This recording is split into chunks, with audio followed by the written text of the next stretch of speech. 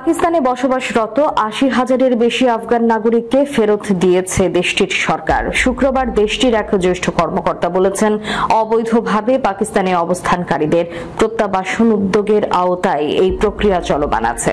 British বার্তা সংস্থা Reuters এই খবর জানায়।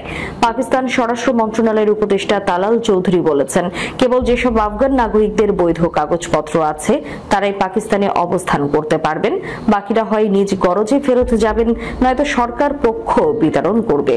এ কাজে সময়সীমা চলতি মাসের শেষ দিন পর্যন্ত বৃদ্ধি করা হয়েছে।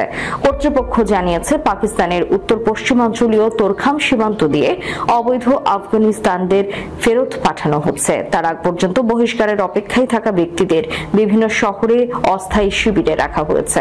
ইসলামাবাদ থেকে সতর্ক করে বলা হয়েছিল, পাকিস্তানে বৈধ কাগজপত্র ছাড়া যেসব আফগান অবস্থান করছেন ৩১ মার্চের মধ্যে তারা স্বেচ্ছায় দেশে চলে যেতে হবে। পরে এই সময়সীমা ৩০ এপ্রিল পর্যন্ত বৃদ্ধি করা হয়।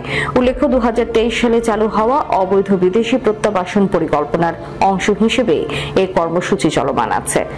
আফগানদের প্রত্যাবাসনের সমালোচনা করে দেশটি বলেছে, আসলে জোরপূর্বক তাদের বের করে দিচ্ছে ইসলামাবাদ।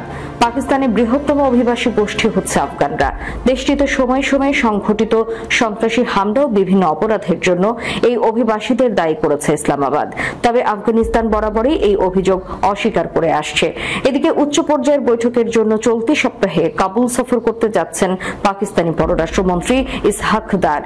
মন্ত্রণালয় থেকে প্রকাশিত এক বিবৃতিতে বলা হয়, আলোচনায় দুই দেশের নিরাপত্তা, বাণিজ্য সংযোগ ও জনগণের মধ্যে সম্পর্ক জোরদারের বিষয়গুলো উপর গুরুত্ব দেওয়া হবে।